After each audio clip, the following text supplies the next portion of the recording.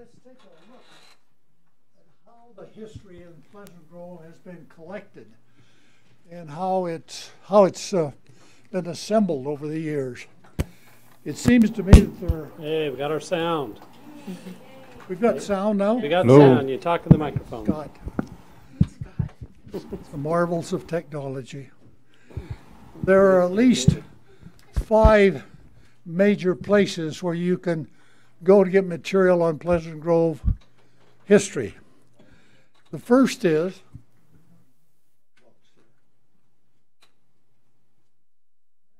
one of the earliest books that was put out is the one by Howard R. Driggs on Timpanogos Town. It was put out in '47, sponsored by the Lions Club. That's a major source.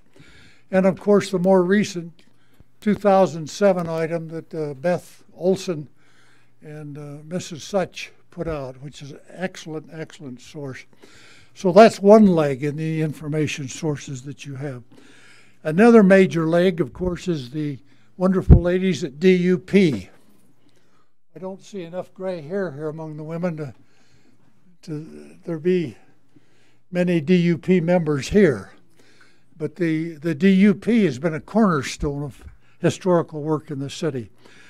Another cornerstone has been the local newspapers that I'm talking about, Pleasant Grove Review particularly. In addition, there are occasional authors like Walker and others that do stuff on Pleasant Grove history that's quite useful.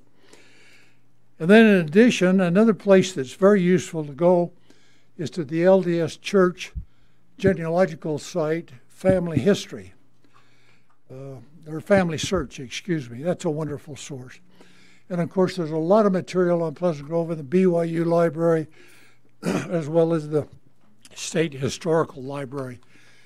This is where our history has been generated and collected and is stored currently. What are some problems in this that I see?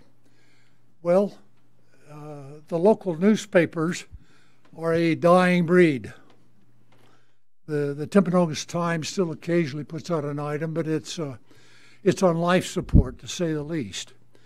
So we can't depend in the future on local newspapers being a repository, it seems to me, for local history. Another major source, of course, is the DUP. And it seems to me, in my opinion, that DUP is likewise on life support. Most of the people that are members of the DUP, and I have a lot of respect for these ladies, are great-grandmothers. They're not going to be around forever. And it's not an organization that replaces the Geritol for Lunch Bunch with the Pepsi generation. Another problem with the DUP, of course, is its original charge, which was to collect and maintain information about pioneers.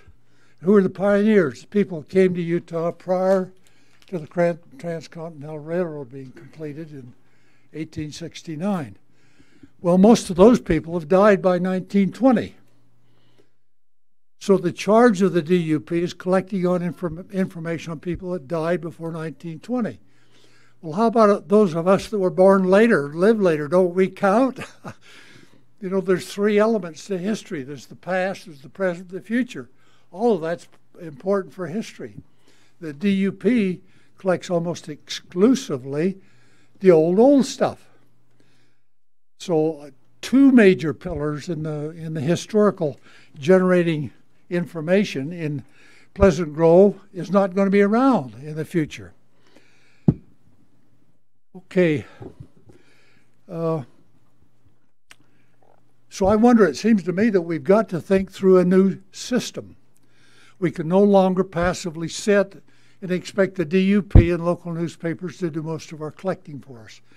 They will not be around in 2050 when you'll have another spasm here in the city council to do something about the bicentennial of Pleasant Grove and want to do another book. That just won't be around. Let me make a comment about your websites. I've looked at the website for the Pleasant Grove City. I've looked at the website that Sherry has for the library. And gee whiz, they're thin on history. They really have been on a severe diet. And I've looked at Linden's similar pages, and they've got a lot more information, a lot more friendly information about the history of Linden than Pleasant Grove does. You're not exploiting your website. As a minimum, you ought to at least advertise the book that you're trying to sell on that website, which you do not. Does anybody know, anybody on the council, how many more copies of this have you got to sell? Leon actually knows there's none. Is that privileged information? Got a few hundred left? Second, 400. Okay. Let me give you 3 comments on this existing book. This is a marvelous collection of history. Beth Radmel and company did a spectacular job on it. But you've got 3 problems with this book. One, there's no date on it. The catalogers go crazy when they get a publication and it doesn't say when it was published. I believe it was published in 2007, but there's none of the 3 books that say that. Second, it's a shame when Beth Radmel Olson spent 3 or 4 years of her life, dedicated a huge amount of information there, that she isn't listed at least as one of the editors. There's no editor, no author listed. And finally, and most fatally, is the books don't have any index. You've got 1,500 pages in these 3 volumes, and a person has got to plow through all 1,500 pages manually to find if Isidore Glotz, his relative, is mentioned in the book. That's what an index is for. For nickels and dimes, it seems like to me that the council could get a professional indexer to index this publication, and then as a minimum offer that as a PDF file on your website for people to download that already have this book. Okay. Another comment on these 2 books. Both of these books have been digitized. They are available in digital form. I've given Sherry copies on a thumb drive of both of these volumes. They are available electronically. Therefore, I wouldn't recommend that you think about doing a second version of the book. It's going to be available free and is available free now. And if you've got a very large inventory of the books that you've currently got, you might want to think about dropping the price and getting rid of them. So that, and then you might want to put a spot on your website that says, hey, click this button and you can download the Driggs book for free. Or click this other button and you can download the 3 volumes of this for free. That'd be make it much more accessible than it currently is.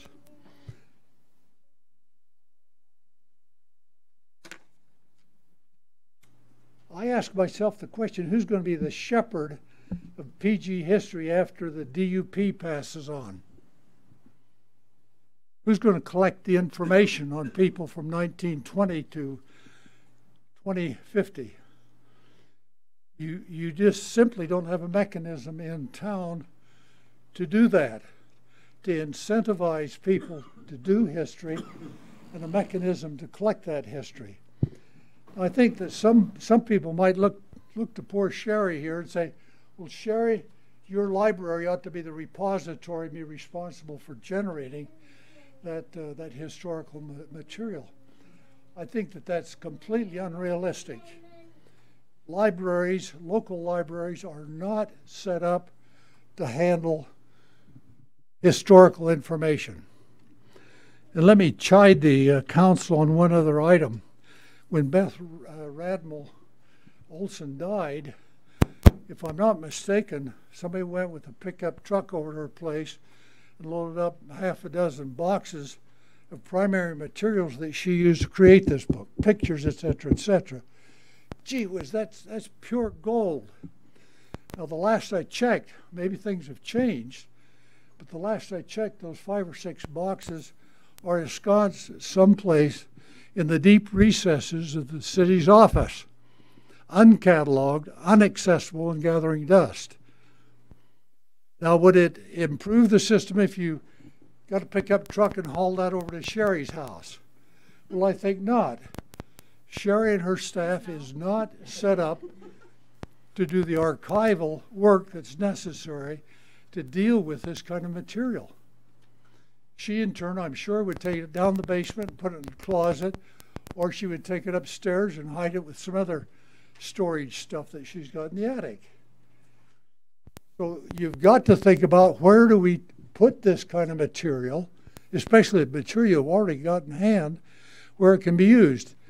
Well, it's got to go into professional hands of archivists that know how to deal with this material. And where are those sources? Well, the Utah Historical Society Library in their old Rio Grande station is a primary place. A second place that might be used, of course, is the Utah, or the Family History Library, which has an excellent collection. The other place, of course, is the BYU Library.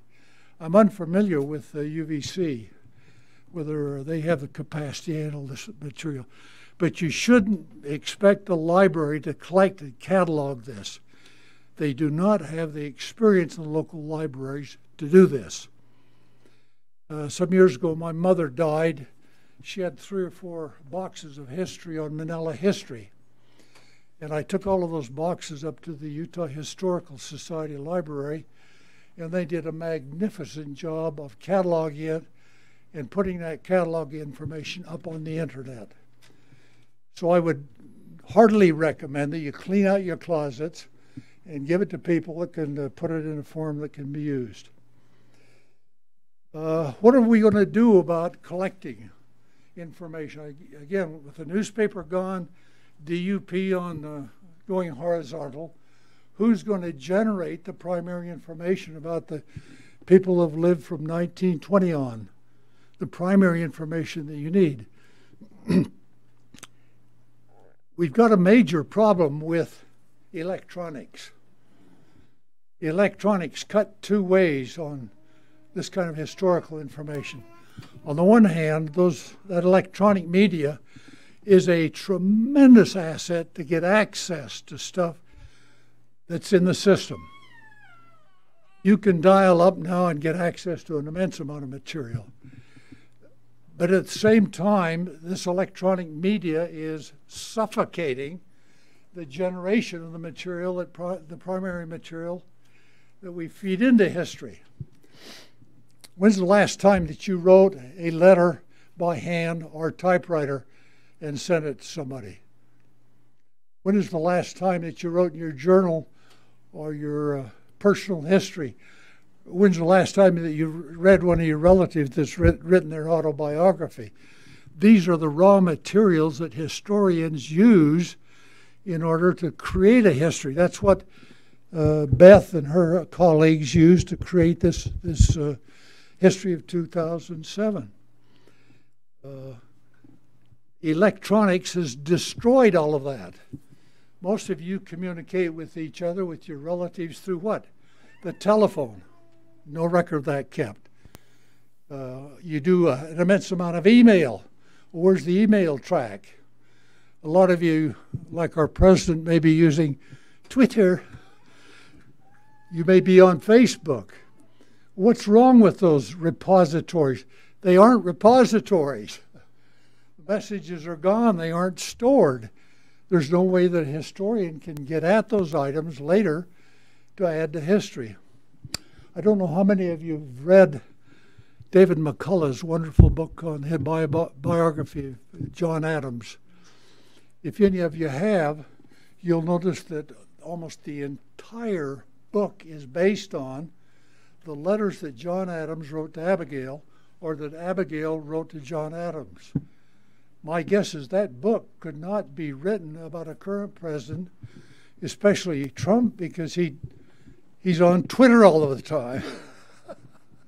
So given this electronic disaster in one way for history, we've got to come up with some other creative ways to get people to create documents, information that can be used in the future. Just a couple of ideas, and I'm not sure these are good or bad. We ought to be doing, it seems to me, a lot more on oral histories. I know the folks out in Linden are into this in a significant way. And the big advantage of oral histories is that we have mediums now to store that easily. And at least on Family Search, you can even put short oral histories up on Family Search and store them. But I think that it might be possible, for example, to have programs where our seniors in high school, it'd be good for them to go out and visit with some older folks, interview them. It'd make the kids feel good, it'd make the older folks feel good, and important to have their experiences recorded. Similarly, we have a lot of scouts that are looking around for Eagle Scout projects. It may be that we could encourage them to do oral histories. Can I just jump in for a second? Sure. We have Representative Green here that needs to leave in a few minutes, and he's here on another issue. And if it's okay with the council, we'd love to sit down with Mr. Adams and kind of get the things that he's talking about for us as staff to work with him, and we can put together a list of requests and ideas and then bring that back another day to the city council and talk through that. Would you be okay with that, Dale, if we did that? You know, at this point I can conclude. Okay. Because I think what you've got to do is you've got to ask some serious questions about what you do about PG history. You can't go on as you did in the past. Okay, thanks for giving me a time to unwind. Thank you. Thank you for your service in helping us digitize and your passion for history. That's awesome. Thank you so much. He has not only expressed passion through words, but through money. And when I started here about 3.5 years ago, he had donated about, if my records are correct, about $10,000 toward digitizing the paper. And then after I'd been here a few months, he donated another $10,000 to do another 8 or 9 years worth of newspapers. I mean, it's an expensive process. And then he came back to me and said, I think you need to do your part to get this money, so I'll match whatever you can raise. And so I started looking for grants, and we did the rest of it through a combination of his money and grants that I found. But he ended up donating, if I got it all, $36,200.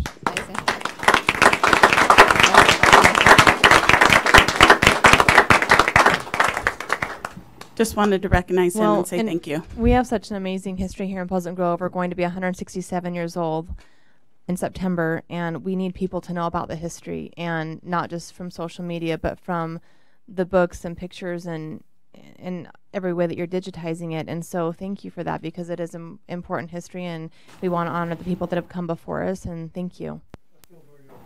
Thank you, Mr. Adams. Thank you, really. So, okay. But I think it'd still be a good idea, though, Scott, that we meet with Mr. Adams. Does Sherry have your contact information? I did. Okay. So I mean, I can sit down with them, and there's some good points that we just need to flesh out a little bit as staff, and so I'll work with Sherry on that. Awesome. Thank you. Okay, moving on to item 6, public hearing to consider. Can we move to item 7? Yeah, we can. Yes, sorry. Discuss that. So we'll skip to item 7 and then come back to item 6 here. Item 7, discussion of fireworks in Pleasant Grove City. Are you taking this on, Scott? Yeah. Okay. Mayor, City Council, if you recall, I believe you received an email from a resident a couple weeks ago with some concerns about the fireworks in our city. At that time, it was requested to be put onto a city council agenda for us to talk about some of the issues that were brought up. The Representative Brian Green was also included on that email and responded to the person that sent the original email. And once we decided to put on the agenda, we invited Representative Green to come and talk a little bit from the state perspective on fireworks. So just a little bit, what the email, there was 3 issues that came up through the email. One is safety, fire safety. The other was noise, and the loudness of the fireworks. And then the third thing was special event permits for fireworks. So we'll talk about number 3, I think, after Representative Green has a chance to talk. Items number 1 and 2, when it comes to fire safety and to the noise, as Tina's done her research on it, we, as a city, are limited in what we can do. There's a state law that regulates fireworks, and as a city, we're not allowed to go more restrictive than what that law says. Now, we're allowed, and we do this, we have certain areas in our community that we do not allow fireworks. And that's really as a protection for fire danger up on the bench. So we don't want aerials or fireworks for that matter to get into the foothills there and to start fires. And so that is something that we've imposed as a city. That doesn't take away other safety issues and concerns that maybe you might hear about maybe some of these things landing on somebody's house or things like that. You probably have read in the media that there have been a couple cities that had enough fire issues over the 4th of July that by the time the 24th rolled around, they banned fireworks within their city. Now, does a city have the power to do that? We don't know. I mean, according to what Tina's researching, that if the cities were banning fireworks, it was probably under something different than the firework code from the state. So when it comes to noise and the safety, we feel as a city we're limited in what we can do in regards to that. The special events permit is totally up to us, and we'll talk about that in a minute. But if it's okay, I'd like Representative Green to just talk briefly about some of the discussions, or maybe there's not discussions yet, but some of the things that the state is considering when it comes to fireworks. Thank you, Scott. And thank you, Council, for giving me a few minutes. Scott talked about the email as if it was the only one that you'd received. I find that hard to believe. This time of year, I receive a lot of emails every year over this very issue. It is a much more difficult issue than it would appear on its face. And for some reason, years ago, years before I was in the legislature, the state decided that they would exercise their supremacy in this area. And so they've created a fireworks code, or a fireworks act, State Fireworks Act, which is section 53.7, 220 through 225. And that essentially says that during these periods of time, a city or a county may not prohibit the discharge of fireworks. That raises the question, and it's a valid question, it's one I struggle with, what is the appropriate level of regulation or control for fireworks? Is it a state issue? Should there be a uniform state policy? I'm not convinced that there should be. That's the status that we're dealing with, but it seems to me that cities and counties deal more with the day-to-day public safety issues. The restrictions, or excuse me, the exceptions to the restriction that Scott talked about are really twofold. One is if the fire code official in a jurisdiction determines that there are extreme hazardous environmental conditions, that areas within the jurisdiction could be restricted.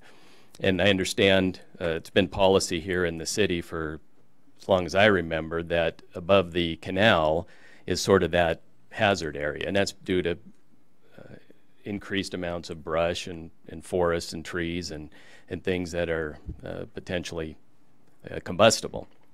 The other exception is one of a public safety. For instance, you could pass an ordinance that says you can't ignite fireworks within 100 feet of a gas station for obvious reasons. But those are really the two exceptions.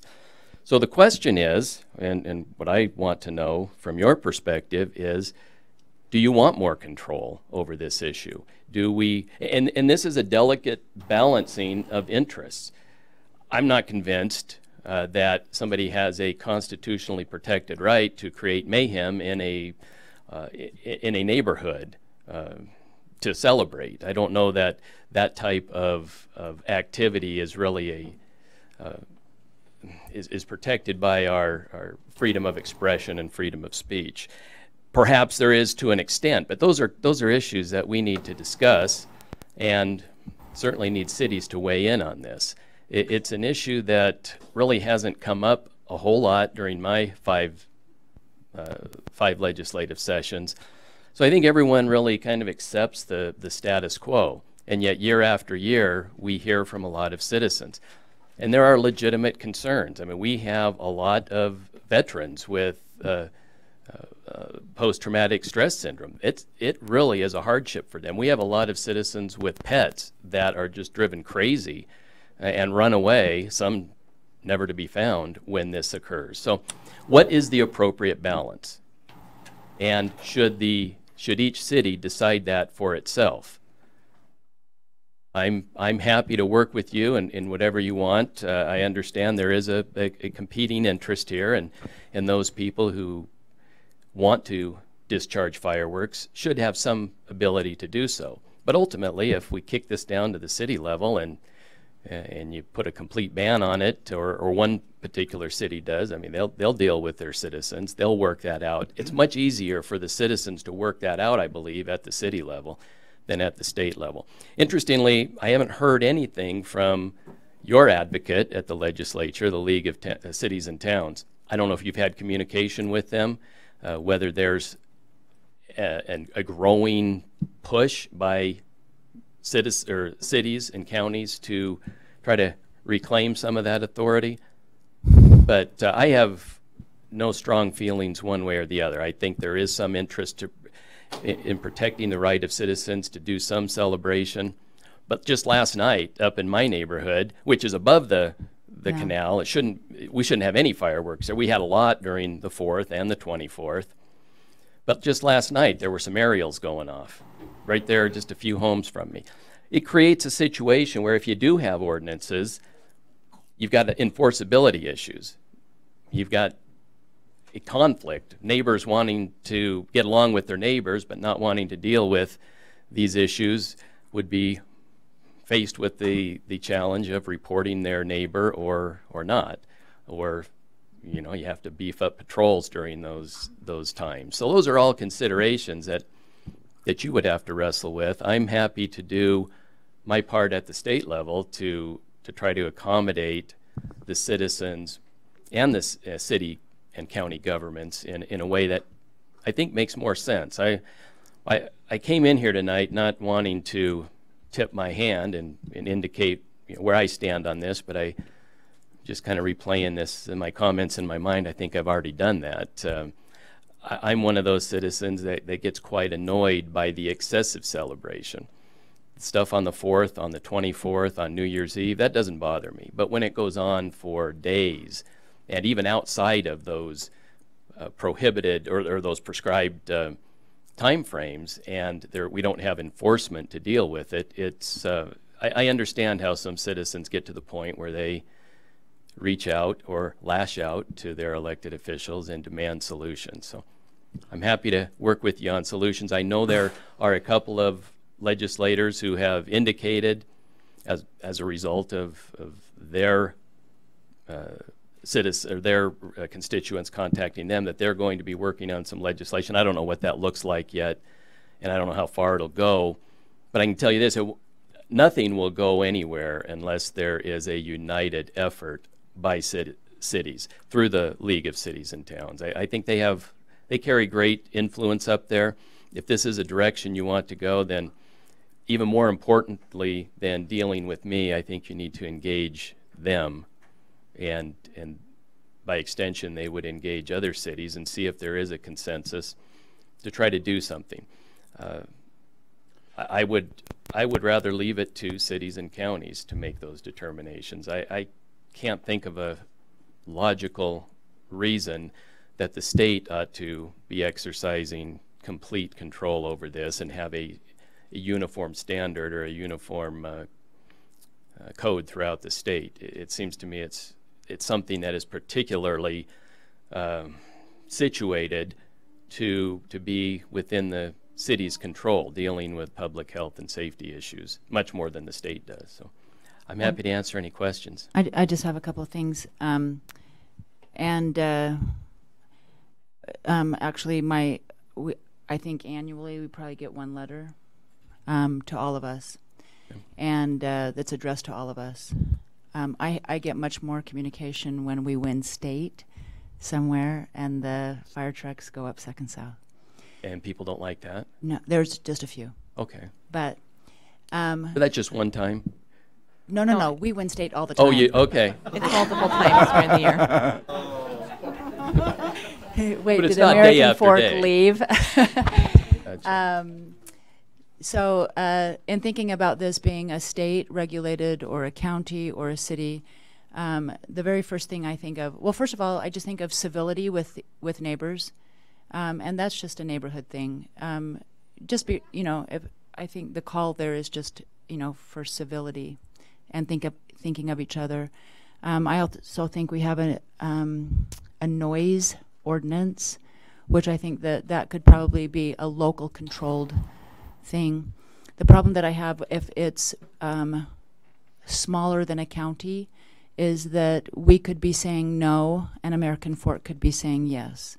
And then you have those residents that are on the borders of those so this is a noise thing. I understand the veteran thing 100%.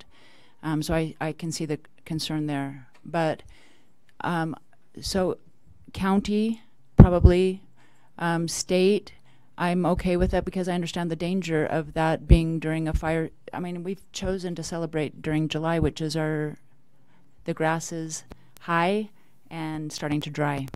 So it's terrifying at that point. But the interesting thing about the state ordinance or the state statute is that it is just prohibitive language. The city may not prohibit during these periods of time. You can expand beyond that. There's nothing in state code that says that a city can't allow fireworks on more days than this. Right. You can't limit it beyond what's in the statute. So the question is a week too long? Is it too long, from the 1st of July to the 7th of July? Is it too long during the 21st to the 27th? Again, those 1 week periods, are those necessary? Those are questions I'm not going to answer, but those are questions that should be answered. And if the cities decide they want to exercise more control over the discharge of fireworks. Oh, go ahead. I mean, I feel like it's too long. I mean, it seems like it keeps getting longer and longer. Several years ago, it didn't seem it went for a week at a time, and now it's, I mean, I just don't know where it's going to stop. Now it's just all of July. And so I feel like it's too long. I think maybe a day before, the day of, and the day after. I don't know, 3 days minimum, but it does seem like it's continuing to grow. And I don't know if this is maybe over the state level, if these firework organizations or sellers of that product are out there lobbying for more days. I mean, it helps. I don't know if that's happening. I don't know why it's. I haven't met the firework lobbyist group yet. I don't know. I just don't know why this is expanding. We also have strawberry days at the rodeo grounds, so we do a little bit of June in there as well. So I just I don't that know would why be it a special continues to- event permit. Right, and the city is permitted to do that. Right. So yeah, I mean, I do feel like it's too long. There needs to be a reasonable. I mean, by the time you add it up, you're looking at now weeks that this is kind of going on, and I can understand how that would be hard for, people with young kids and pets and veterans, and it does kind of become a health and safety issue, the fire hazard. So I would say it's too long at this point. I definitely want people to have the right to celebrate. I do like the statewide, regulations to a point, but allowing the cities to have that control as well, and say, when they hear back from, the citizens about what's working for our community and what's not, the ability to change that. So I would encourage you to begin discussions with the League of Cities and see what their response is. One city, whatever you decide to do, isn't enough to move the needle. So I think it was like 5 or 6 cities this year that actually did that ban. So I'm curious to see if the league moves on it or doesn't. I mean, Representative Green, what did they ban? Just a they time period banned- ban or they- 100% 24th, ban? they just banned it. And so that's, I'm curious. Wow. But I sat above your house on the 4th, right? And that so-called zone, not even close, No, right? my street was lit up for Yeah. hours. Yeah. And you have a nice empty field over there to your right, to the north. It scared me. Yeah, we right? are a little nervous, but Yeah. we also want to accommodate our neighbors Yeah. within reason, and I think most citizens do. But like Councilwoman Lamone said, it does seem to be getting out of control at times. And then last night when I saw the aerials going, there were only 2 of them, but somebody had some leftovers and they shot them off just a couple houses down. And But when that's happening on, a weekday at 11:30 at night, I mean, it's out of the permitted time. That's hard. I mean, I'm looking at the dates for this year, and it was July 1st to July 7th, July 21st to the 27th, and maybe midnight's too long. I don't know. It just seems like it keeps going longer and longer. And it's 1 a.m. on New New Year's, Year's and Chinese New Year. For some reason, that made it in the code, so I don't know. But the Chinese New Year lobbyists up there working hard, too. What? Okay. Hey, Brian, one thought I have, I mean, we sure appreciate your good work and your advocacy for local control and your time that you're taking to share your thoughts with us. One possible policy reasons why a state level standard is valuable is just the difficulty cities have educating people of what the restrictions are specifically and the specific areas in our city where it might be prohibited or times that were different. And so there is some value in my mind of having people not afraid that they're going to, what I did was allowed in Linden and I went across the street and suddenly I'm in violation of something I didn't even know. And so that's a risk and a value I see in the state level standards that have been set in the past. So I think there may be value. I get a lot of calls from people on various perspectives of this. We don't get a lot to the whole body of the council, but you do hear people, and I have people that have called me up and say, hey, I fired off a bunch of stuff and I found out I was outside of an appropriate window to do it. Like, well, I'm not going to turn you in, but you should know that this is what the timeline is and this is how it works at the state level. Yeah. So educating the public is a challenge with a lot of variation from city to city. Well, there is some validity to that, but the thing that comes to mind is we do that all the time with other local ordinances. Speed limits, for instance, go down 1100 north. As soon as you cross into American Fork, it's 25 instead of 35, the speed limit. There's a lot of people that get tickets there because of that change in jurisdiction. So, but hopefully there's a sign. There is a sign. I don't know that we necessarily have a fireworks are now permitted. Haven't left the road. They're on the same road, and so they don't. It doesn't register with a lot of them, and so those are policy calls that you get to make as an elected official. So again, whatever help you want from me, let me know. Work with the league. If it's the league just lobbying the state for a reduction in the days, but still retain a statewide regulation, that's something that could work too. But I appreciate the opportunity to come and visit with you about this. Any other questions before I Grateful for all you do for us. Okay. Thanks. Thanks for your time. I can just make a couple quick comments. I do appreciate Representative Green for being available and accessible. And if part of the discussion is giving cities control on our own governance, I would suggest that we work on that. We'll start with fireworks, and I got a list of about 10 other things for you, Brian, that we'd love the state to abdicate to the cities. But what we'll do is we'll work with the Utah League of Cities and Towns. Since fireworks season, we have not had our legislative policy committee meeting. And I'm assuming there are other cities that have concerns. The two that came to mind were Cottonwood Heights and West Jordan that both banned fireworks because they had some pretty major fires on the 4th of July during that time. So there are a lot of issues. The noise issues is really a conflict. If they're allowed, state law allows them and we can't restrict them, then I don't know how we can shut them down using our noise ordinance. And so there's an inherent conflict there, and those are things we'd have to work through.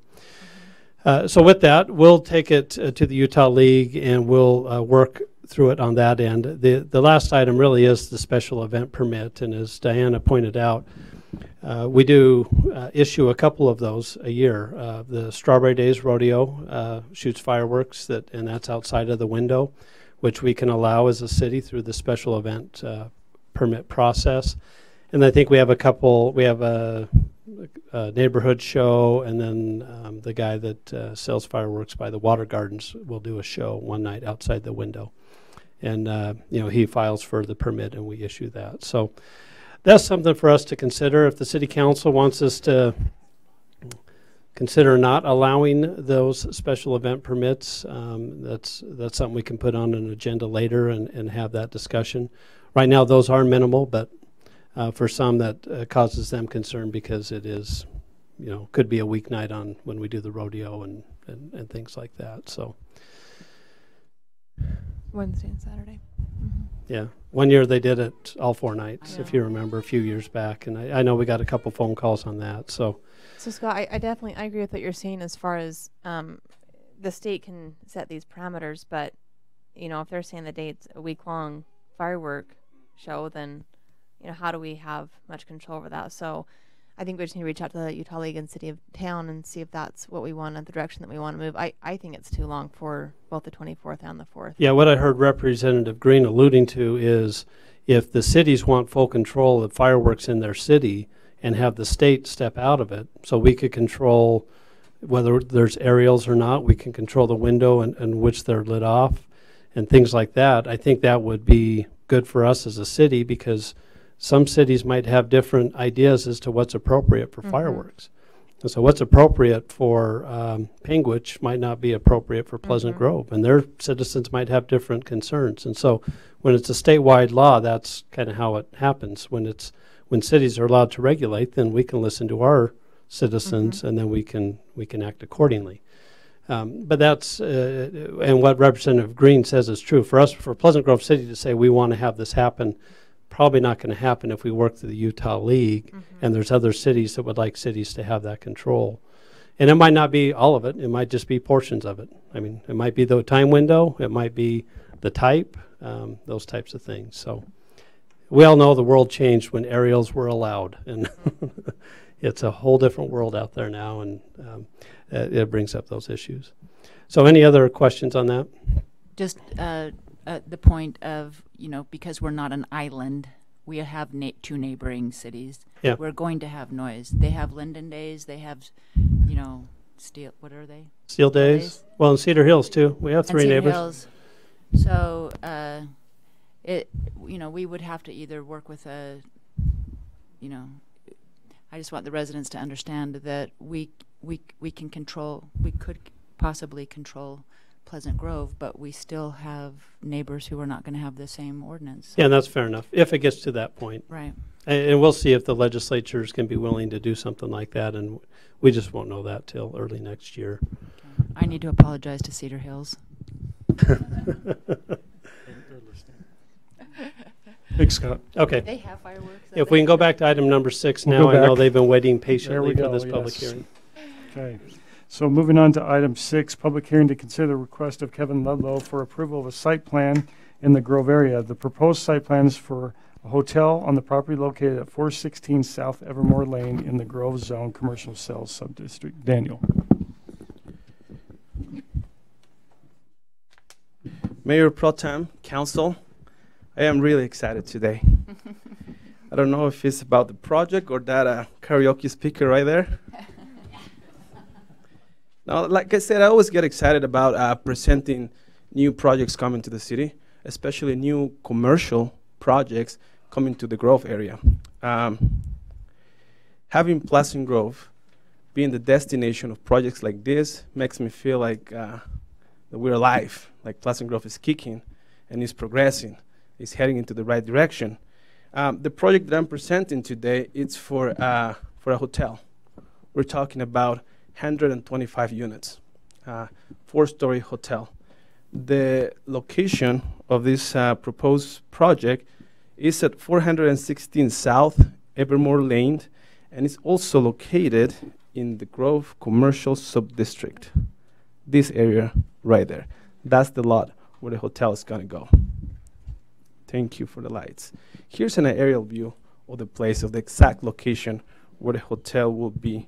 So the lot, this lot, where the proposed project will be located, it's right now is 4.45 acres, and the project or the hotel will be located in the south portion of the lot. So right here in this intersection, in about 2.67 acres.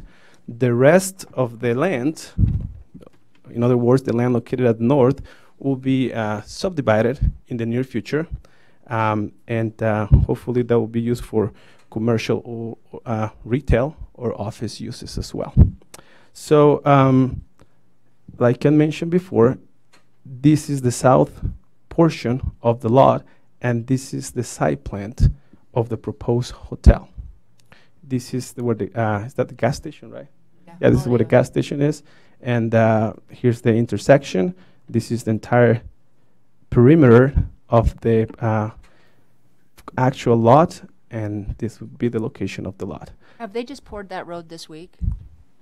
I don't know that we can ask Marty. Last week? So that is, no, between the Holiday Oil and this property. Has that road been poured? Well, I know the pullout, so I'm trying to think. Okay. Okay. Thanks, Marty. Here's an aerial view, and kind of like to show the approximate location of the building. So this solid area right here will be the building. These are the driveway and the landscape areas. So that will be the location of this proposed plant.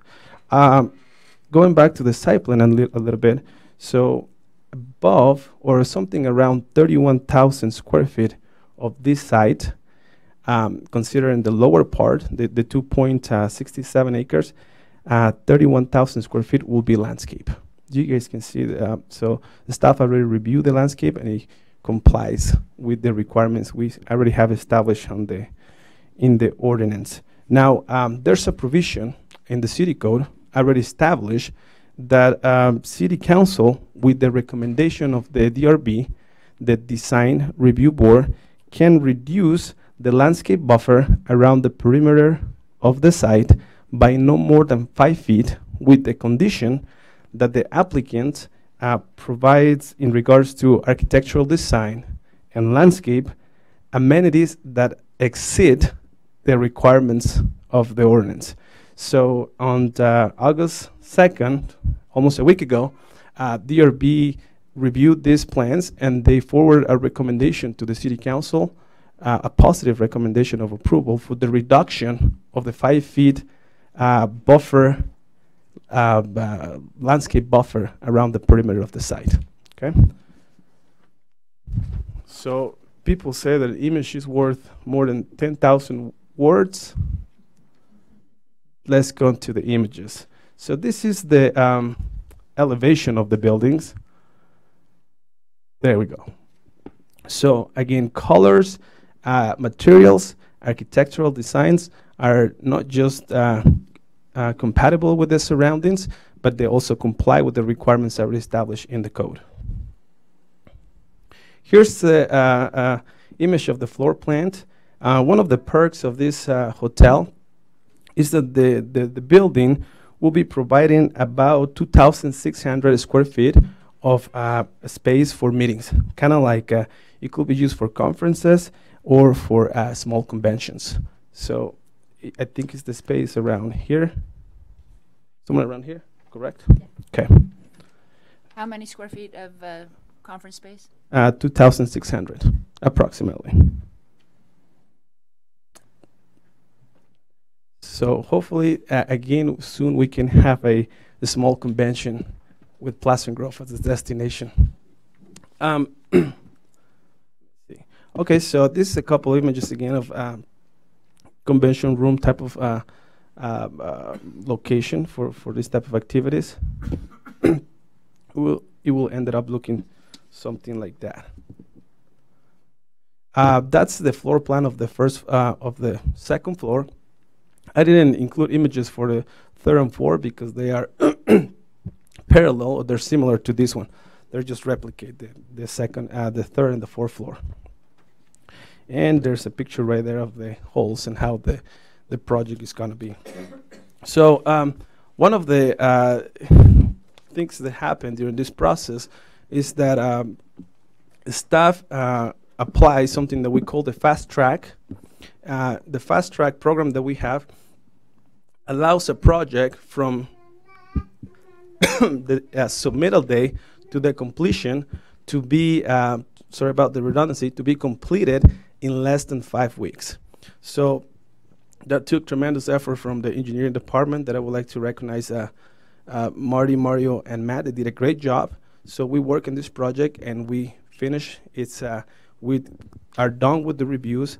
So this being the public hearing, staff recommends the city council to approve the proposed site plan with the recommendation from the design review board to reduce the landscape setback buffer by 5 feet, and also with the condition that all the final planning, engineering, and fire department requirements are met. And that's just in the model motion. I think you have It that is. in there. So. It is. I read there. Mayor Pro Tem and Daniel, not to interrupt, but if we're asking the council to grant that exception, I think we need to point out as a matter of the findings which landscape and architectural features exceed the ordinance in order to justify the granting of the exception. And you kind of mentioned that it was nice, but let's get the details in there just to keep the record clear. Perfect. Thank you. Pardon me. Tina always keeps me honest here. I like that. So the items presented that exceed the requirements, for example, is that the percentage of landscape area exceeds what's required. Okay, so the zone only requires 10% of the lot to be landscape, and they're presenting more than 10%. So that's one of them. Another one is that, for example, right here in this area where there's some parking areas, we increase the number of landscape items to form kind of like a screen protection. When people are driving, they won't just see the cars, but they will see some nice landscape right there. The number of trees also is more than what is required. And the materials and colors match exactly what the ordinance requires. Also, a couple of other elements were used in regards to helping with the setbacks. For example, we use averaging. If you guys can't, let me see where it's exactly. Right here, we're showing more landscape in these areas than right here. So we use a little bit of averaging in regards to that. So let me see. Something else, Marty, that's skipping out of my head? Okay, so would that meet the requirements, Tina, what I just said? Okay. All right. And if maybe something's escaping, the applicant can call me out in that. Another item that is interesting that I love about this is that they're not only showing landscape on the perimeter, but also of the perimeter of the lot, but also on the perimeter of the building, all around. In regards to parking, they're not only given the minimum, but they're exceeding the required parking stalls by the ordinance. Okay. Council have any questions for Daniel? Sounds good. Is the applicant's here, Mr. Ludlow? Do we have any questions for him? Looks awesome. We're excited to see it. You can, if you want, yeah. It's just great to be in Pleasant Grove. I'm Kevin Ludlow. Our company is Sequoia Development. Russ Naylor from Nichols Naylor Architecture's here, and my development manager Ashley, and our construction VP Rich.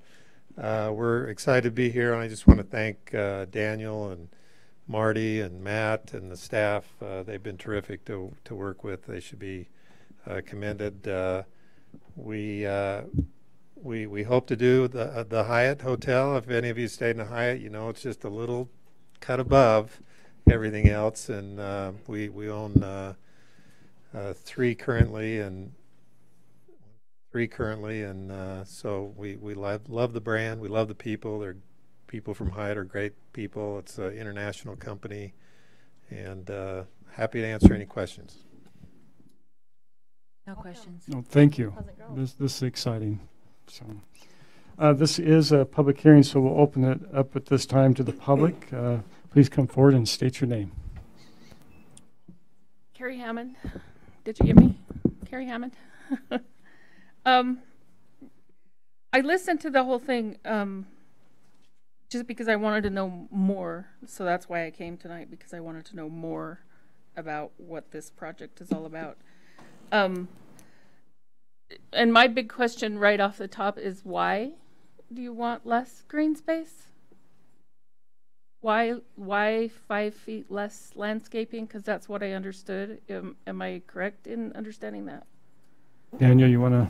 And we're talking 5 feet around the whole project? Yes, it's not all around the project. It's in certain areas. So right now the setback, it's 25 feet, and because not all the lots are just a square, and where you can fit your building in the middle and then your landscape and parking all around it, because there's some perks and different shapes of lots, then the ordinance allows for you to, for example, reduce that by 5 feet, but then come up with certain other kind of like compensate that somewhere else. And that's kind of like what the applicant did. So they remove it from there and they put it around the building. Now, it's not saying that it's just a free pass for everyone, right? So you like, because of the shape of the lot and the way you design things, sometimes things don't play always like you want it. So you have that wiggle room to play around, but no more than 5 feet. It's not like someone says, the setback is 25, I'm going to go back to 10 just because I don't want to spend money on landscape. That's not the idea. It's to help the developer accomplish the high quality requirements for landscape, but also allow for some room to design. Okay. So that satisfies me. And then my other concerns were with parking, which I think you addressed. And if there's convention space, then that parking is a real issue. Typically, hotel guests aren't creating a lot of traffic. They're using Lyft, Uber, taxis, whatever, shuttles. But if they're going to do conventions, then that's an issue with traffic and adequate parking. So if they're having less landscaping, more parking, and it's going to be adequate, then okay. And then I just had the other concern in this whole area, just with the hotel and Evermore and the Void and the Grove and the traffic and getting on and off that freeway. Like, I do that every day. I have to get on that freeway every morning, and it's like nothing's even actually there yet. And it's already, there's one road there where if you have to get out of there in the morning, forget it, you're not getting out of there. And if you're getting out of there, then nobody up North County Boulevard is getting to Pleasant Grove Boulevard. It's already a highly congested area. So my hope is that y'all plan for that, because it's already hard to get on and off the freeway right there. If Marty, you have to do maybe- it in the morning, you know what I'm talking about. Yeah, Marty, Yes. can you address that really quick? Well, there are a lot of things, and obviously North County Boulevard, Pleasant Grove Boulevard, to the west of North County Boulevard is all owned by UDOT, and they currently are working on plans to adjust concepts of the interchange, widening of the road, both on North County and also the section between the interchange and Pleasant Grove Boulevard. There's a lot of things in discussion now. Some plans are being laid for the next couple of years to really do some enhancements on that main section. And then there's an overall concept for kind of a build out. We know that it's congested now. We've got a lot of development coming. And That's all already spilling over into State Street, 1100 North, all of the alternates. yeah, all of those Like, things are when something taking- happens, it's impossible to go anywhere. So Yeah. they are looking at those different aspects of the traffic congestion in that area currently, and then ways to enhance that for future development. So it's not being forgotten. It's not something that we're being reactive to. We're being a little bit proactive in trying to determine what's needing to be done to try to help that not be a So all problem these things area. are great for Pleasant Grove, and yay, go, but I hope those things are being addressed. Okay. Thank you, Carrie. Anyone else? Okay, with that said, we'll close the public hearing at this time and bring it back up here to the council. Any further discussion? With that, I'll entertain a motion. I'll make the motion. Well, before that, sorry, Tina, we had the 5 foot on there. Do they need to add anything else? Well, The findings, yeah. I think I can make an adequate motion. okay.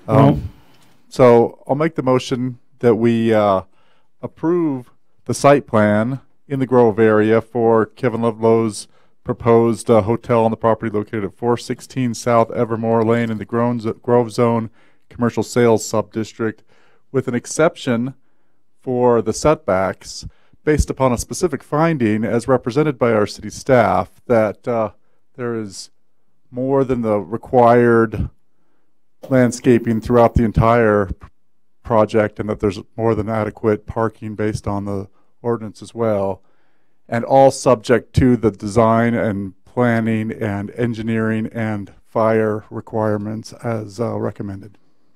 So we have a motion by Ben. Second. Second by Diana. All those in favor? Aye. Aye. Welcome. Yeah, Congratulations. we're excited. Thank you.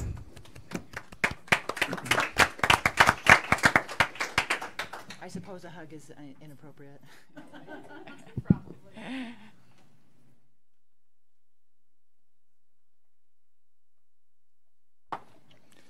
Okay.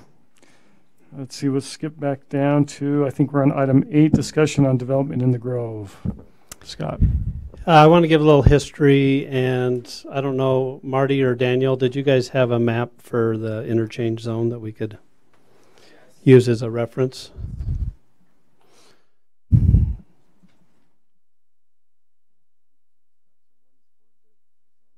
Okay. Okay, right there. That's. Okay, let me give you a little history on the area here. And this is history within the last 5 or 6 years as we have looked at this interchange zone. Ever since the interchange has gone in, this has been the area of great focus from our city officials on the future development of that area. Just want to make sure everybody understands, as a city, we control zoning and we can control design standards, but we don't control who owns the property. We don't control what they choose to do with it as long as it meets the zoning. We don't get to choose what brands are coming in, or, you know, if somebody's going to build office, we don't necessarily get to choose who's going to use that office. We just control the zoning aspect of that.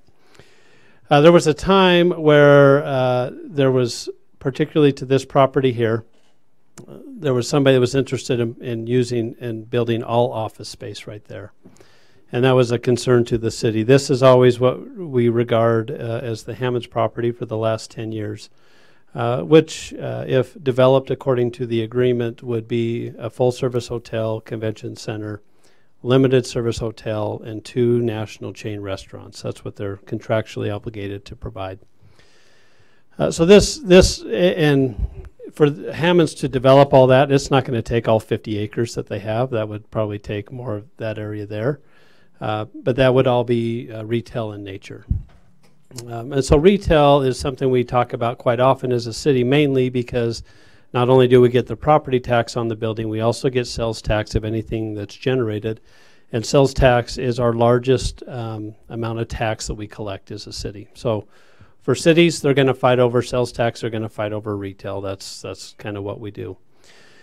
So as this was being proposed, we talked about it with the city council, and it came back. In fact, it was this here. Can you go to the? Oh, sorry. I guess I have it. It was area 1, 2, and 3, and this area used to be included in that as well. All 4 of those areas were going to be required to provide 50% retail and 50% office, at least 50% retail. If they wanted to develop 100% retail, we were okay with that. But they needed to bring at least 50% retail. So that was a decision we made, and we changed the zoning 5 or 6 years ago to accommodate that.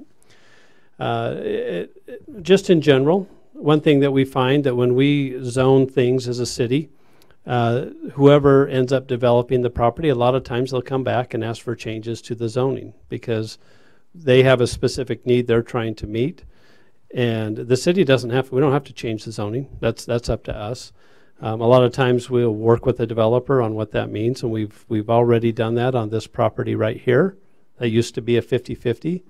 It was determined that it was a poor location for retail because there's no way to get to it right here. So it was a left turn, and a left turn to get there. And so that made sense to us as a city that, okay, we're not going to require that to be retail or 50% retail, so we'll let that develop, and that's the site right now of the Grove Tower. This is being developed right now, Section 1, so we have a couple single-story office, and then the rest of that are retail pads, or pads, I guess, as far as with the intent of putting retail there. So that's developing in conjunction with the vision. And then we have items 2 and 3 here, or properties 2 and 3, which are owned by St. John Properties, and those are properties right now that are zoned to require the 50% retail. So with all that being said, we have the developer, St. John Properties, who called me on Thursday with a question to see if the city would entertain something.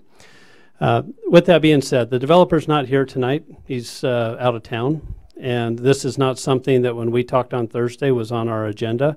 It was something that came up after the developer went on vacation. So the developer's aware that we're having a discussion about this tonight, but obviously because they're gone, they're not able to come and represent their point of view. So I want to do my best to represent what our conversation was, and I hope I get it right. So that I just want to make sure that I'm representing the developer and kind of what they were saying in an appropriate manner. So I received a phone call. There was a sense of urgency that on this, particularly right here, that there is a company that wants to come and build their corporate office right there. This company also, really what they do is they manage restaurants. And so that's something that we would love to have in our community, would be restaurants. As we've been talking with this company for a few months now. They've looked at other sites in Pleasant Grove. They've also been looking at other sites outside of Pleasant Grove. They had a site in Linden at one time, and they have a site in Lehigh that they have been considering. So in our discussions, we've always been very forthright in saying, you know, let's get you to come to Pleasant Grove and let's see what we can figure out to have that happen. This corporation, so we have a restaurant here, R&R Barbecue, that is, they're still in their development process right now, that would locate here. This site was set aside for a hotel that we had been talking to through the developer. The developer had been working with a hotel that wanted to come on this site here, and as of a couple weeks ago, they backed out and chose not to come here, at least for the time being. And there's a myriad of issues behind that. But with that, the developer was counting on that to be counted as retail. A hotel counts as retail for us. We get sales tax off of the room nights, so that was going to count towards retail. And they have a restaurant here that was going to count towards retail, and that was something that they were expecting and hoping for.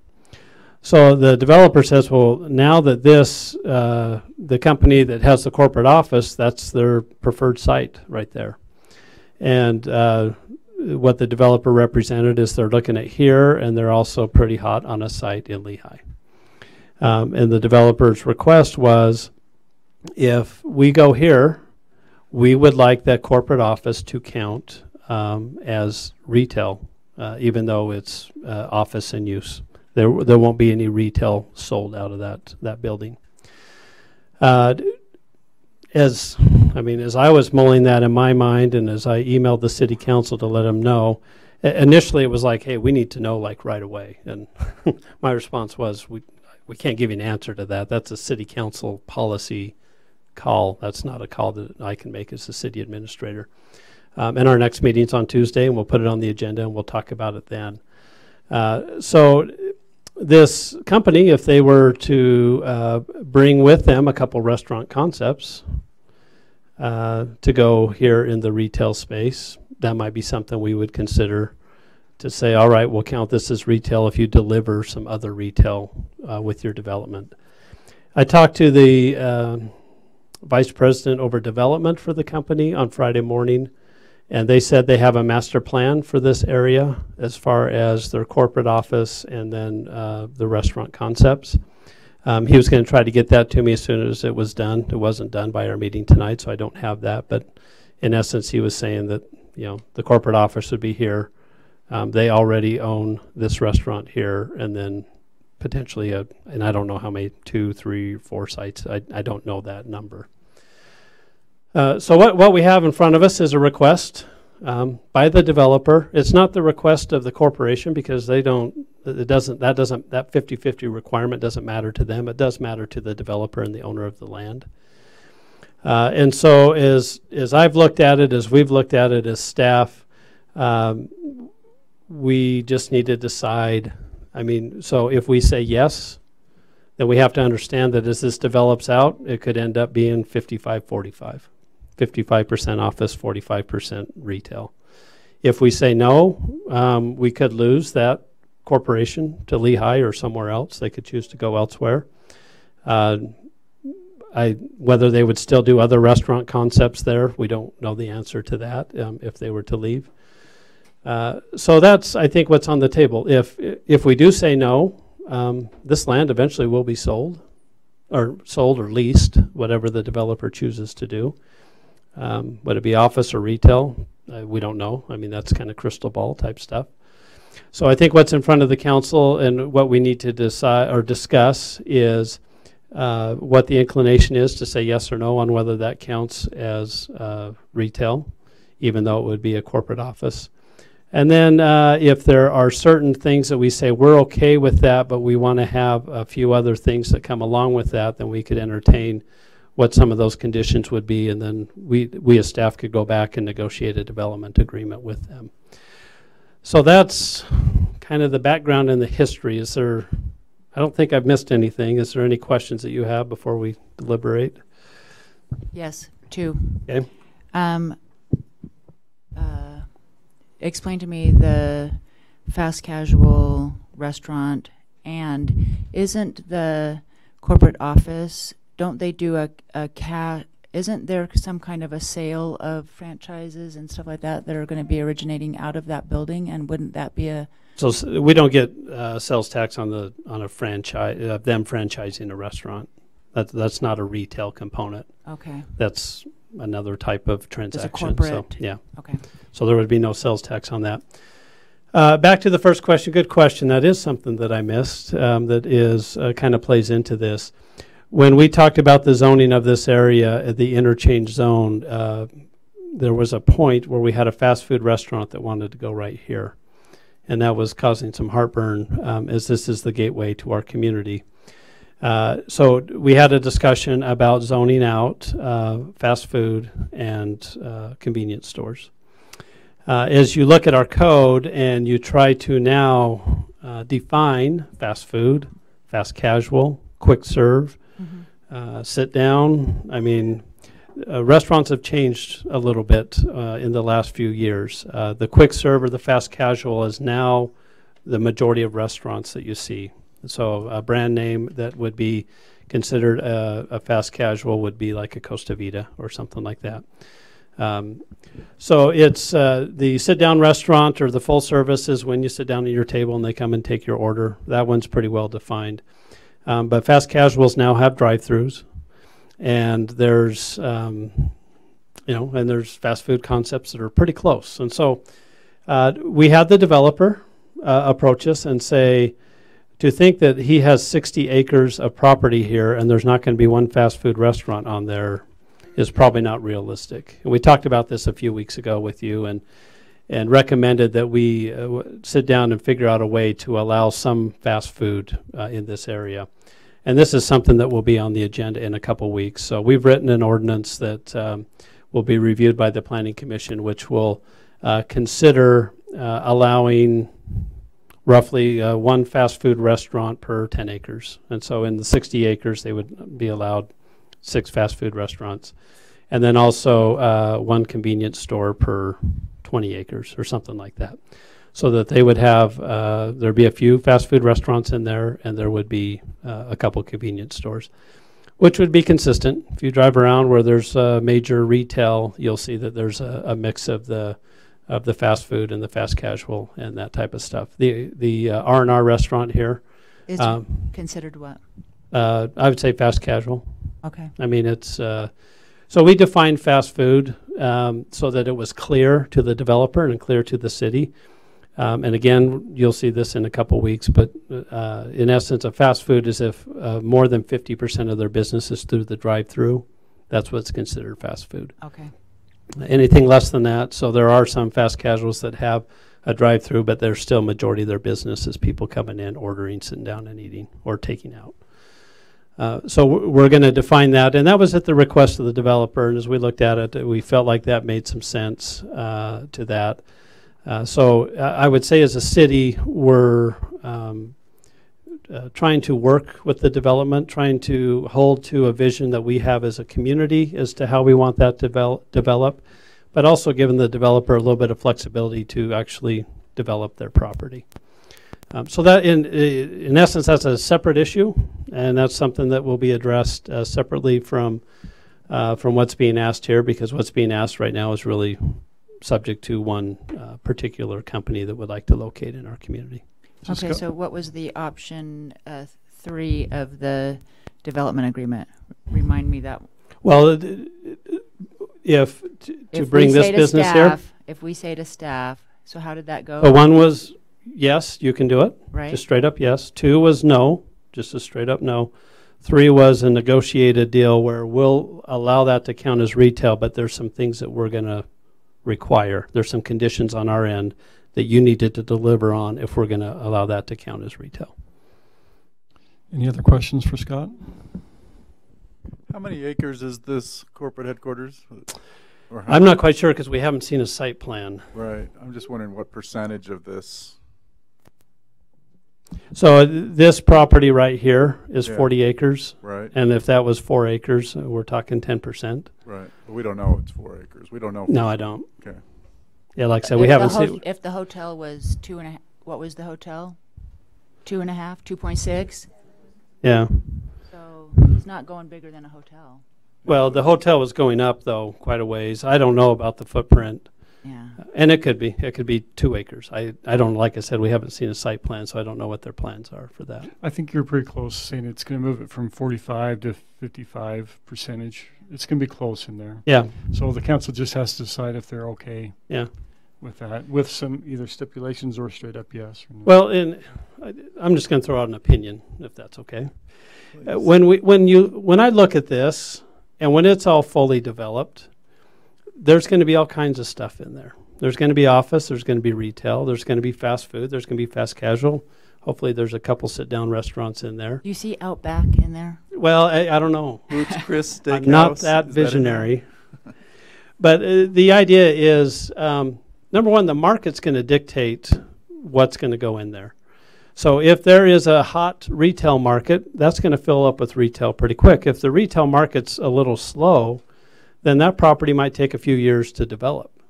And this is, again, what a developer has to weigh against is, you know, they want to develop. The quicker they can get leases, the quicker they can sell property and get development in there, the quicker they start getting their money back from their initial investment.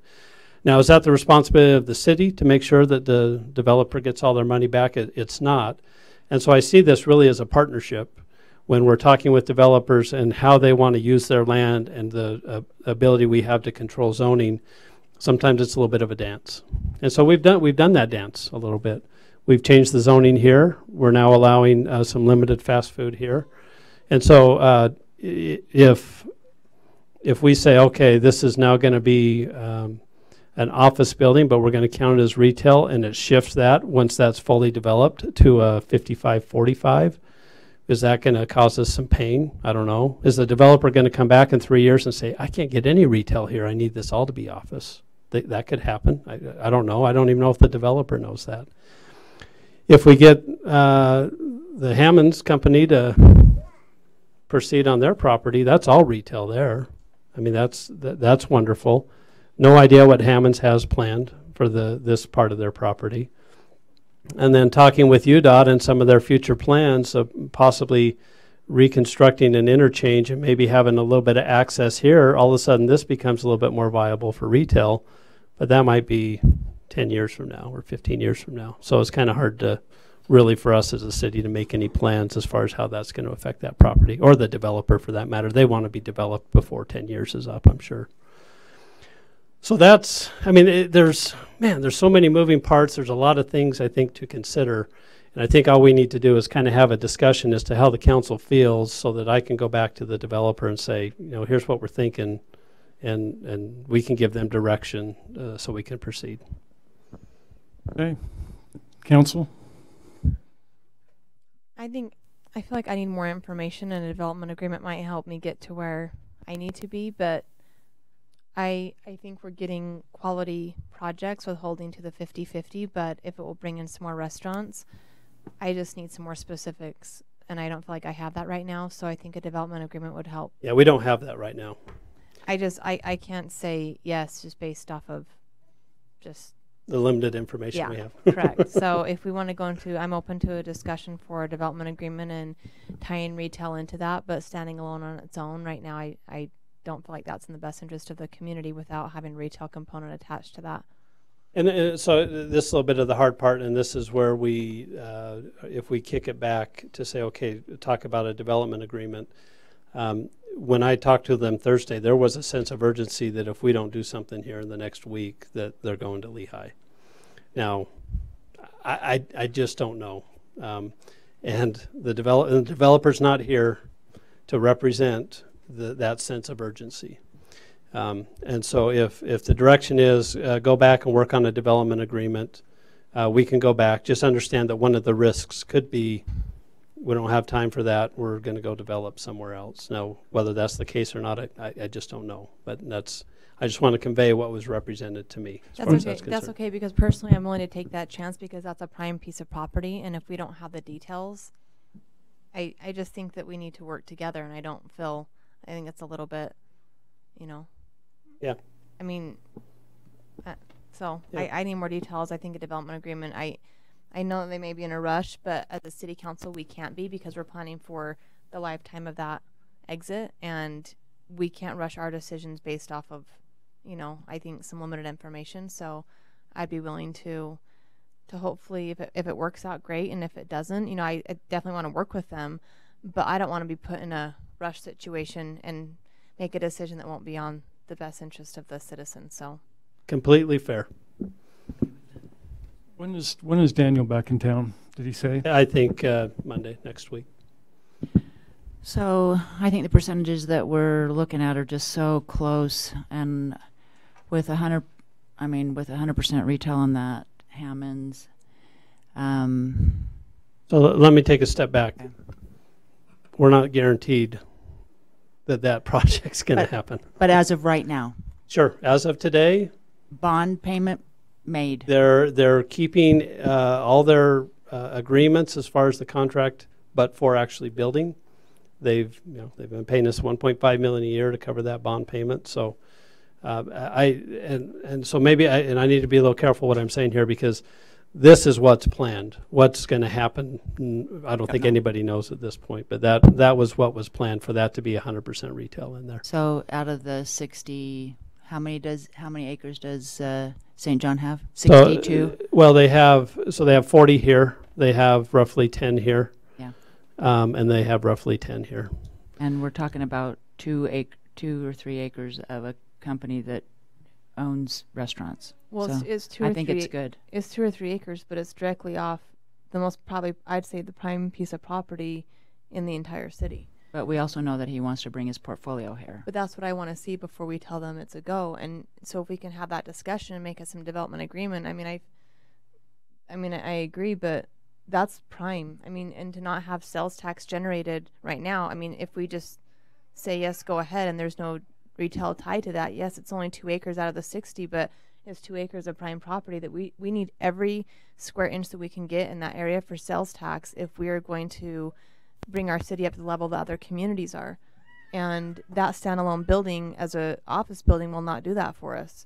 So I would love that group here, because we've met with them, and they're a great corporation, but we need that retail, and it's nothing against them. It's for our citizens that we have to have that retail component.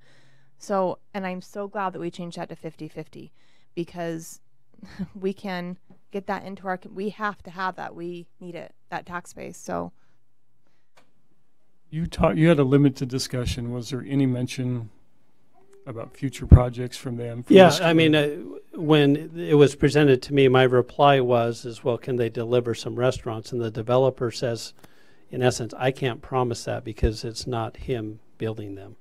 I think you talked to the actual. Yeah. Yeah. No, their intent would be to build some. They would master plan that.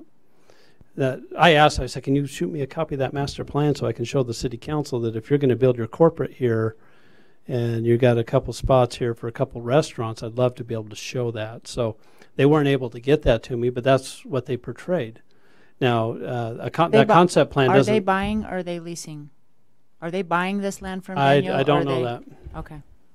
I don't know if that really matters. No. I mean, if they're going to invest tens of millions of dollars to build their corporate headquarters there, then and that's between them and Daniel, right? It is. You know, Just as far as that's concerned, and I'm sure Diana's talking about permanency and yes, and you know, commitment as far as those things are concerned.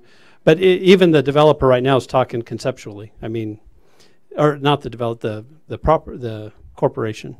I mean, they're talking conceptually. Are they willing to put something in writing that they're going to deliver a couple restaurants? I don't know. We didn't have that discussion. But I feel like that's what we need to know. And I'm not saying this specifically to you, Scott. I'm just saying I feel like that's what we need to know in order to make a decision on prime property that should be sales tax generating.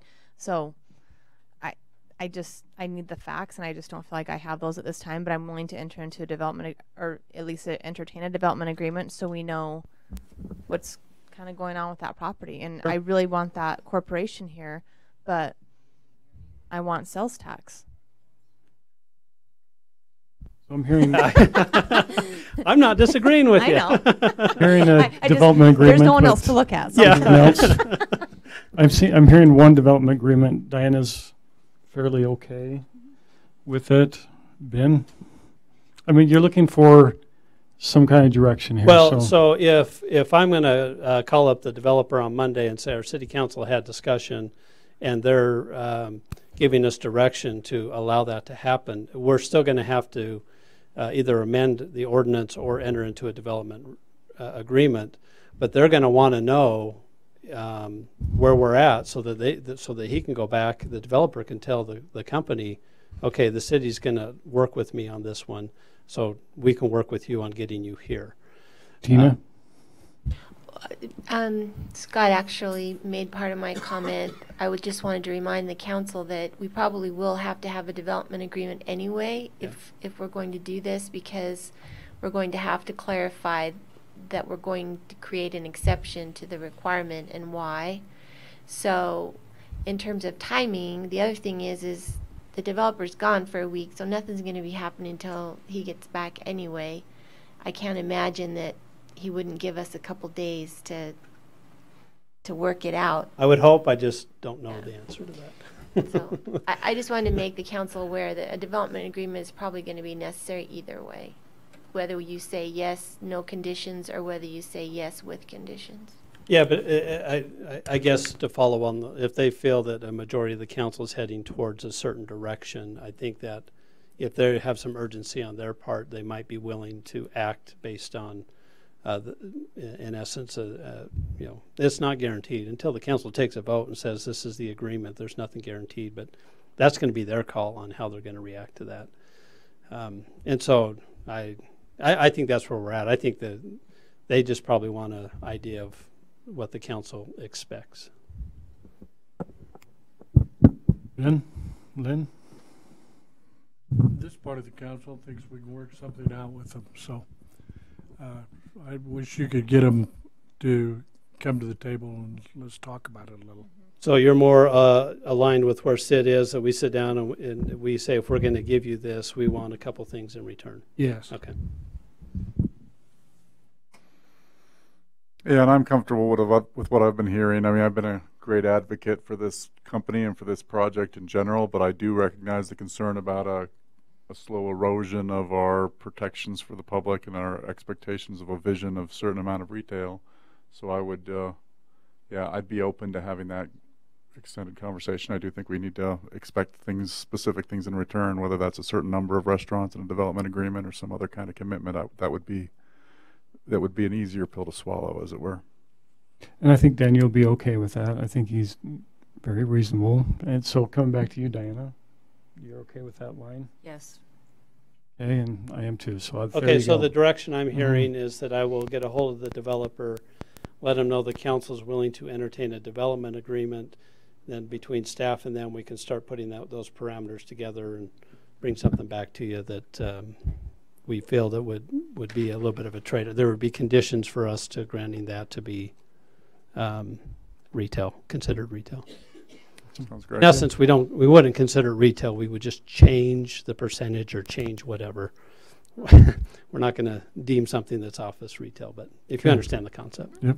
Thank you, Scott. Item number 9, review and discussion of the August 22nd meeting agenda. I don't have, just in the works. Okay. So far away. Number 10, neighborhood and staff and council business. Libby, anything? Daniel, anything else?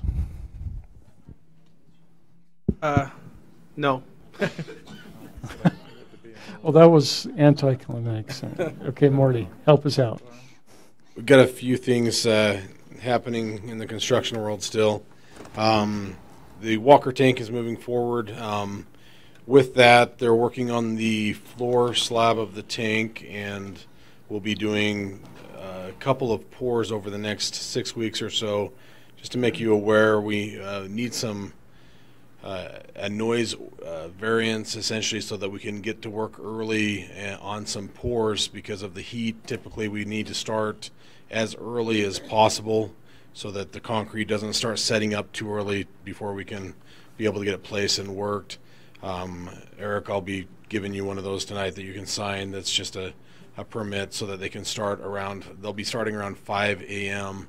The conditions of that are that we're notifying all the surrounding residents 24 hours in advance, and then we'll have it posted on our construction update website for everybody else. But that'll only happen 4 or 5 times over the next about 6 weeks as they do those pours. They're very large pours. They take 5 to 6 hours of constant trucks coming and pumping to the site. So the first pour is going to happen on Friday. I think there'll be the next pour on Tuesday. Then there'll be some time as they reset up the forms and reinforcement, and then up to about 4 or 5 pours to finish out through the end of September. So anyway, just to make the council aware of that, if you hear anything of that, we are notifying the residents to make sure they're aware of that, and we'll keep the noise as limited as possible as we can. So, and then 700 South, 900 South are the 2 big projects really under a lot of construction, a lot of cones and traffic control happening there. So we're still moving forward. Great progress being made on those. Still looking at projects being completed around the middle of October. So we still got a little bit of time to go, but now you'll start seeing the road excavation happen. We've got a lot of the utilities in. We're now going to start seeing some of the roads go back together. So some good things happening there. Just a quick update on First East as well. Just received 60% design plans for First East this week, and we're working on some things with that. We've had a few questions asked in the open house about some sewer up at 2600 North, and we're still working on that to determine how to best do that and fund that and other things of that nature for a couple of residents on the east side of First East that don't currently have access to sewer, whether or not it makes sense to do now or at some future date. So we're still working on that, and we'll bring that forward when it's ready to present to you. But things are moving forward, and I think they're planning to bid that project in October, and should be potential some work during the winter, and then really hitting it strong come spring and all summer long. So it's going to be a long project, and but will be a great project to have behind us. So. How are they going to move traffic when they do that? That'll be something that will be discussed. They really have 48 feet of pavement in most of it. Typically, you need about 20 feet wide to get 2 lanes.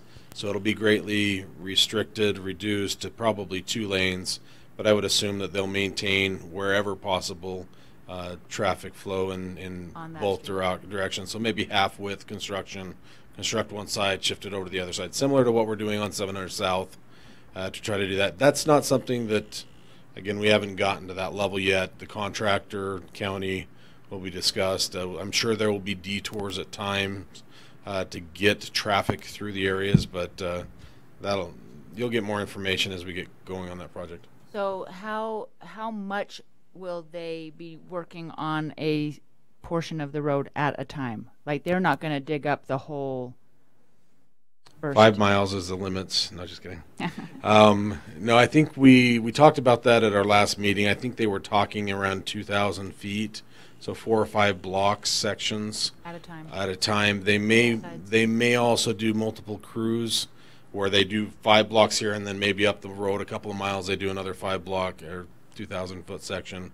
So there are some of those, I guess the details of that haven't been worked out, but they will limit the area to a certain area and have it put back together before they move forward. But it needs to be reasonable as well, so they can have a big enough area to move on the project. So, okay. Anyways, that's what I have. Okay. David. Yeah, really excited. This Thursday, 5 p.m. in Downtown Park, we have the Pleasant Grove Summerbration. And if you haven't heard about all the details, it will include lots of food options, food trucks, some food vendors, lots of... It's going to be there. I know in the past the Promenade vendor market had lots of different vendors. This is really localized and focused on handcrafted products. It's not the direct marketing or other types of vendors that you see. It's definitely local flair there, which is going to be great. We have over 50 vendors that are scheduled to come. And we'll have live entertainment, live band that will be playing music throughout the park throughout the evening. But the thing that's really neat about this that I think will set it apart from those same types of elements that used to be in the Promenade is that the kids' activities and the kids' zone is really, really beefed up. There's going to be lots of stuff for families to do and for kids to do. You'll be able to come and just hang out in the park and have fun and have food and really have a good time. And so Ryan, who's been working on that and is the event manager, she's put a ton of time into it. This is as organized as any event that I think we do at this scale. So she's really put a lot into it, and it's really being managed well from an organization standpoint. So I really hope that people come and enjoy it, because it's going to be a great event. So Thursday, 5 to dark. 5 to dark. Awesome. Thank you. Dion. Nothing. You actually have something to discuss about the chamber luncheon that happened. Maybe you can give us a little bit on that. Blair Giles talked. Was I there? You were there. Almost second row.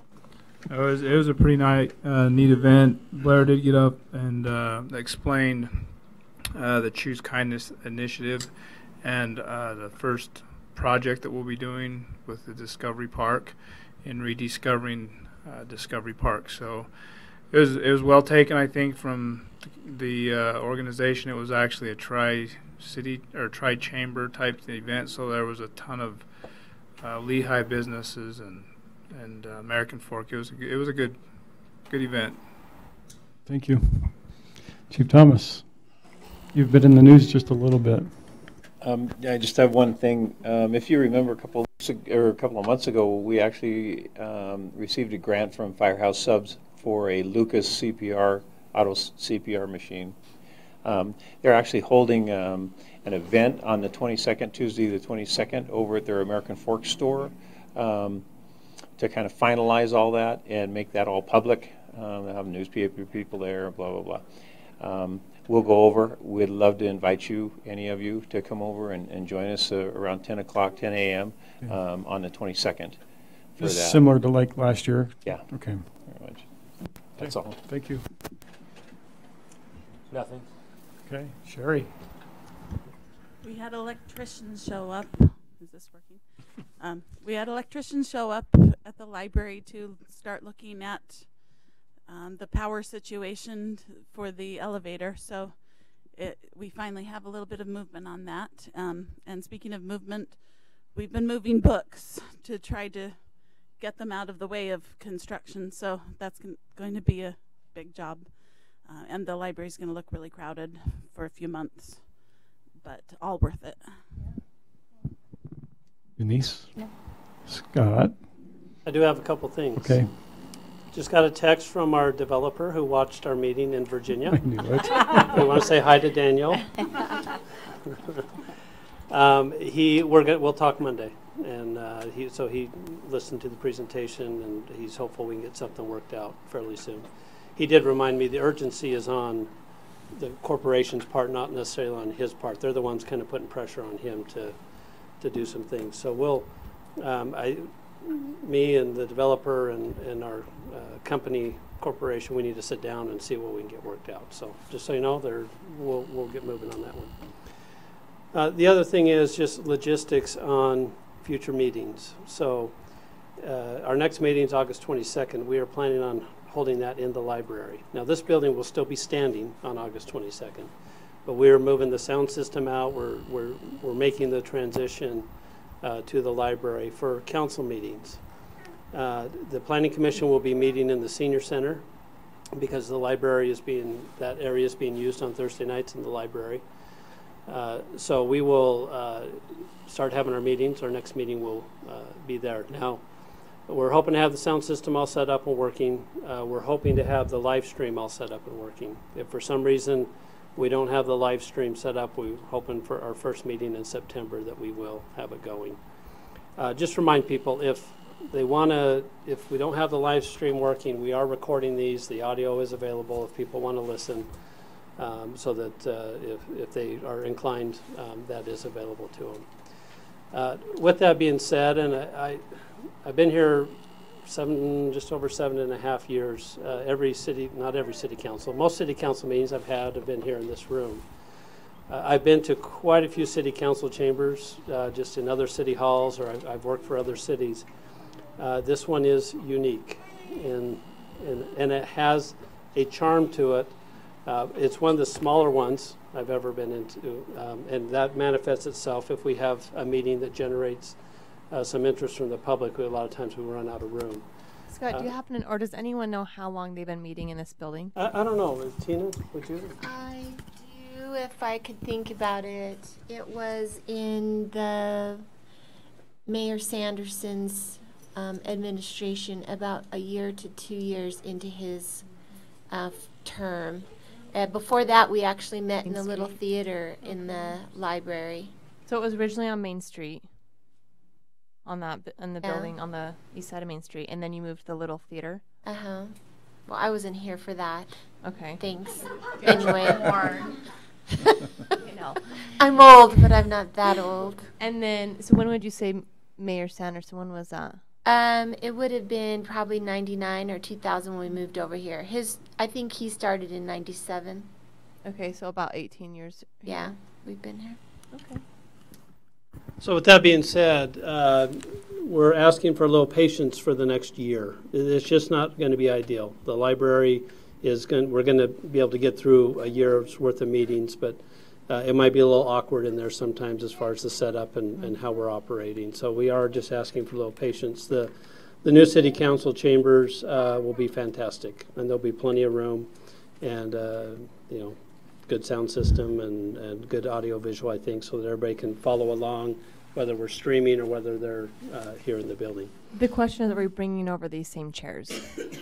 We've been asked that, and as far as this is concerned, we haven't answered that question. For the library, I don't think so. We have chairs over there, yeah. You already have chairs over there?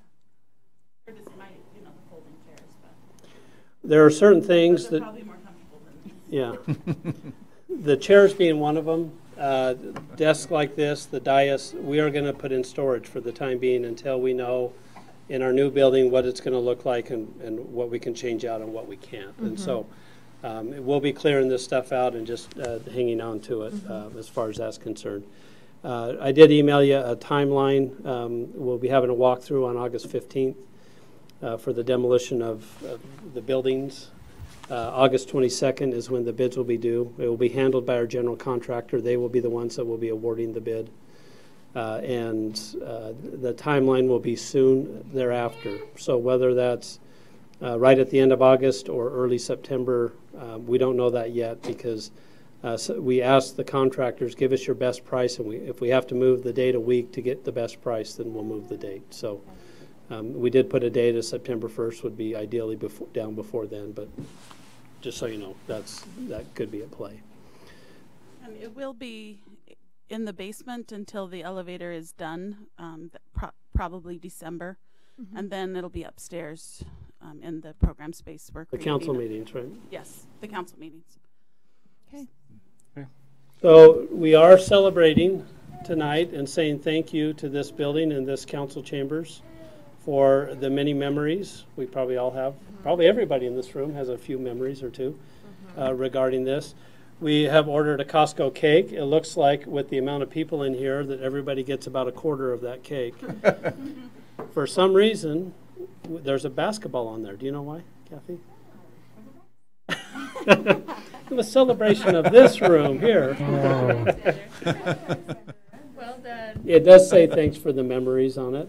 So that we were trying to think of something that wasn't cheesy, and obviously we couldn't do that. So, but we do want to have a little bit of a celebration for this Scott, building. I want a group picture though before everyone leaves. You know, that's a great like idea. in front of right here. Yeah. I mean, we had our history guy, and if we get away with having a meeting You'd here. be upset. Yeah, I mean, we need to document the So occasion. any of the public that's here too, if you want to be on let's this all moment gather in as soon as history. we adjourn the meeting. Let's gather, and then we'll slice up some cake. All right, Kathy, do you have anything? Oh. Tina, sorry. Okay, I didn't mean to leave you out. Kathy? Okay.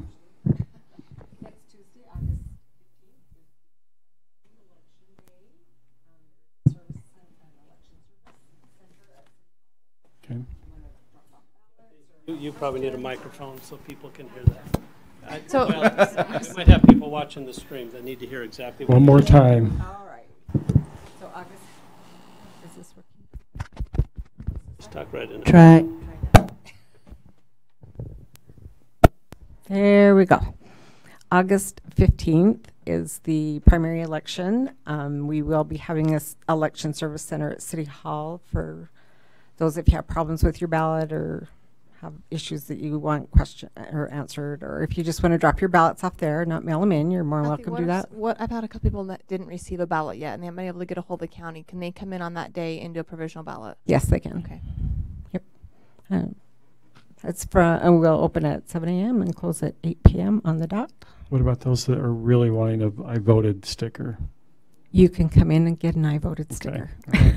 Well, and a reminder that, August 29th, we will canvass the election. So we will have a council meeting that evening with that one agenda item. So just make sure that's on your calendar. Promise? I promise. Okay. Yes.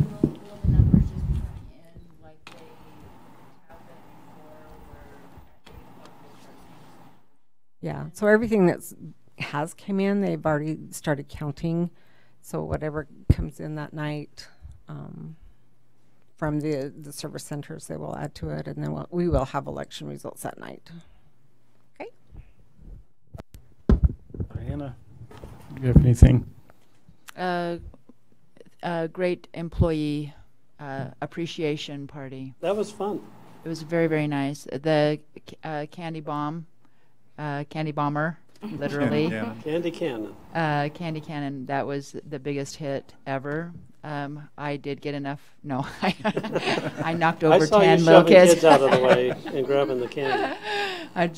Anyway, I'm just very grateful. Looking at the quality of employee that we have, just very, very grateful for those that are working for us.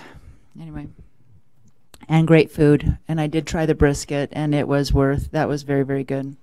Thank you, R&R. R&R. And by the way, they sent home all of the not leftovers. It was leftovers, yeah.